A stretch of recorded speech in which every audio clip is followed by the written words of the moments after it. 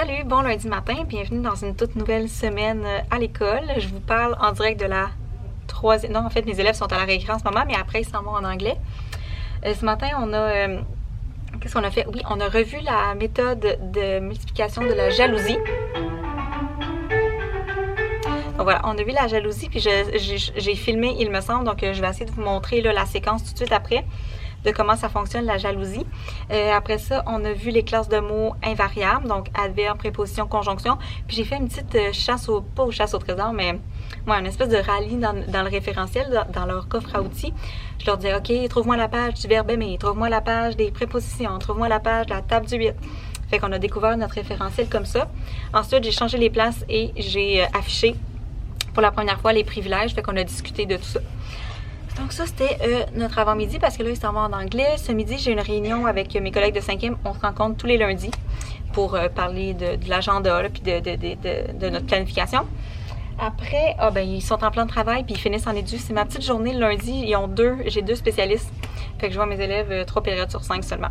Fait que ça, j'aurais peut-être pas l'occasion de vous montrer grand-chose, mais j'essaie de vous montrer le plus possible. Alors, j'ai mon 56.16. Et tu vois que mes deux nombres sont composés de deux chiffres. Donc, je vais mettre 2 cases par 2 cases. Je vais faire mes diagonales.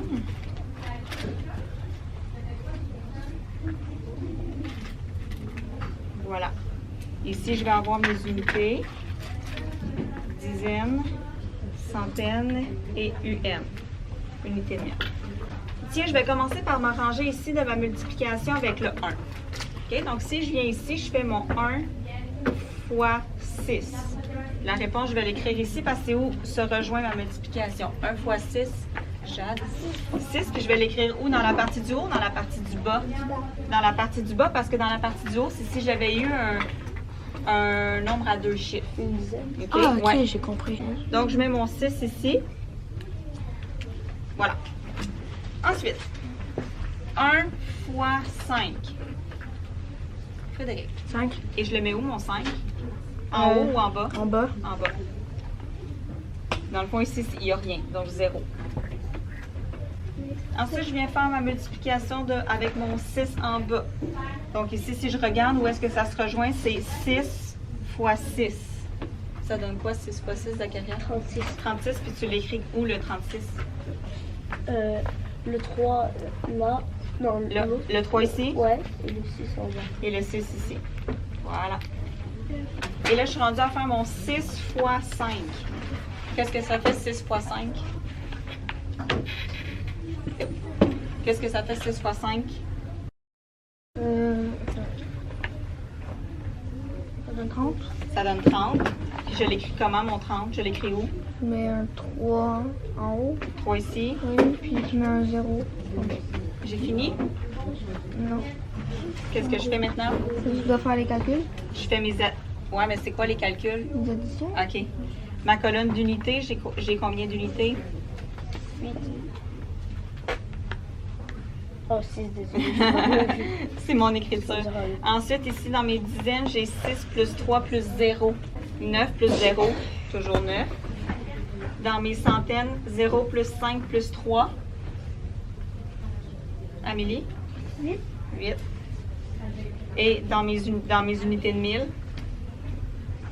j'en ai pas. 0. Donc, c'est quoi la réponse?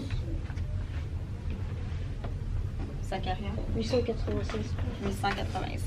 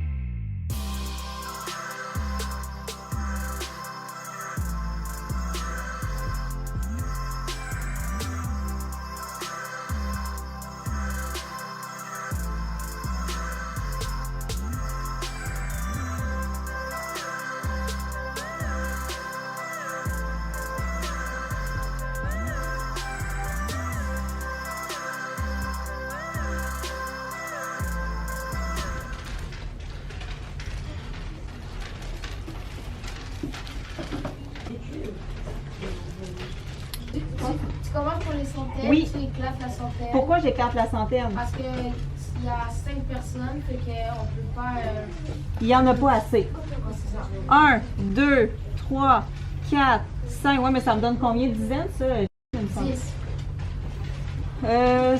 6, 7, 8, 9, 10. OK, là, je l'ai éclaté. Je fais quoi maintenant? Le divis.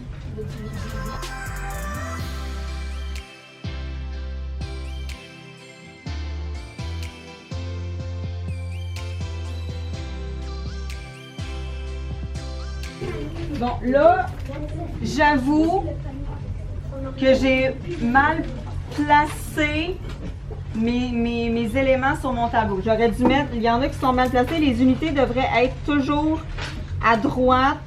Voyons, ils veulent se coller ensemble. Devraient toujours être à droite de tes dizaines. OK? Combien j'ai été capable de donner de dizaines à chaque personne? 3. 3. Et combien j'ai été capable de donner d'unités à chaque personne? 5. 5. Donc 175 divisé en 5, ça fait quoi? 35. Ça fait 35. Faites vraiment pas attention au ménage pas fait en arrière puis le petit ami bouton en plein milieu de mon front. Mais bon, bref.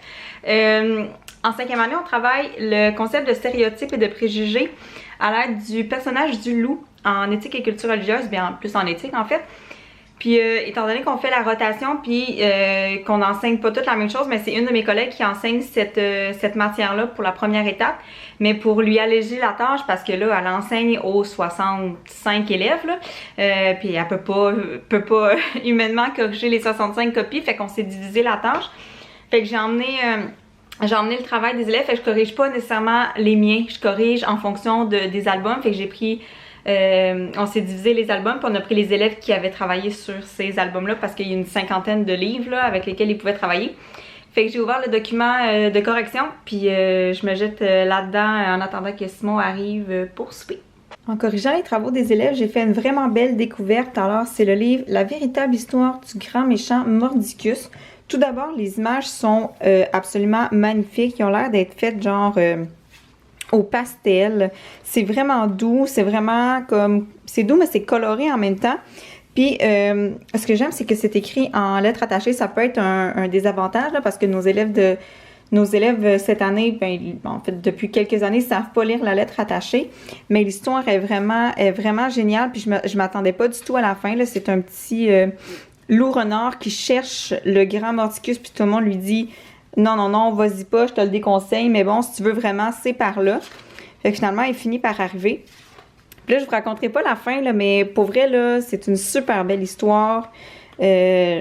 Pour travailler surtout le stéréotype du loup, là, c'est vraiment génial. Fait que si vous mettez la main sur ce livre-là, là, je vous le dis, ça vaut la peine, il est magnifique.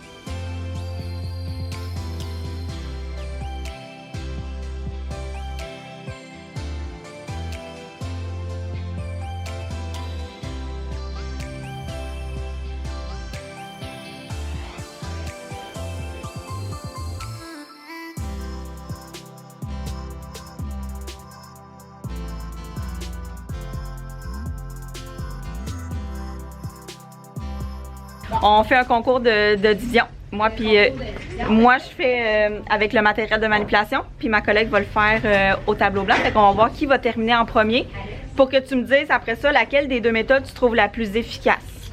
Je veux juste que tu sois d'accord avec moi là, que je vais sortir 135. Est-ce que tu peux le mettre dans mon écran? Est-ce que je peux? OK, donc je dois le diviser en 3 personnes. OK? Donc moi et Annie, on va le faire en même temps. 1, 2, 3, go! Donc ma centaine ici, je peux pas, donc je dois l'éclater. J'ai déjà 3 dizaines, donc c'est 5 pour 16. Donc j'en donne 4 à chaque ami. Donc mes amis, j'en utilise 12. Il m'en reste une dizaine, je peux pas la diviser par 3, je l'éclate. Ça fait 10, ça fait 15, ça fait 5. Fini? Oui. Oh my god. Je te l'ai expliqué en plus. Vanny? T'es tellement vite.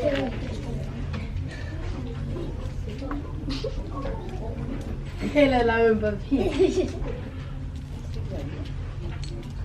Ça donne 45. OK. Donc, j'ai 200 niveaux, c'est bon, j'ai 200 termes, je ne peux pas diviser par 3,5, donc je dois l'éclater, ça va me donner 20 dizaines, j'en ai déjà 5, donc ça me fait 25. Par 3 amis, chacun va en recevoir 1000 pour 24, je vais en utiliser 24. Il me reste une dizaine, j'avais toujours 2 unités, il me reste une dizaine, je l'éclate, ça me fait 10, ça me fait 12, chaque ami va en recevoir 4.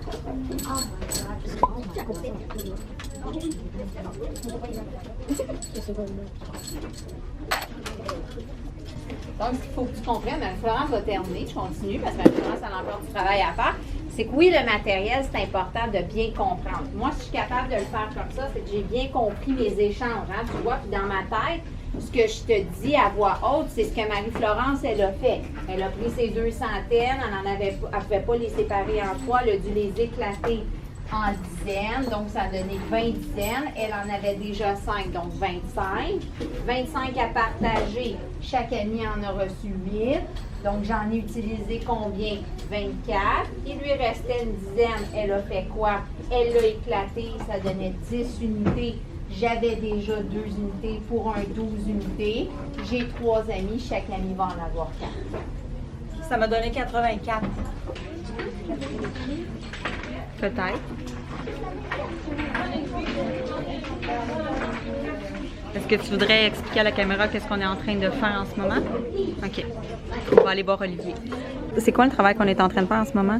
On souligne l'idée que c'est pas sur un texte. Oui. Il faut remplir quoi après? Mettre sur un poisson. Un schéma poisson.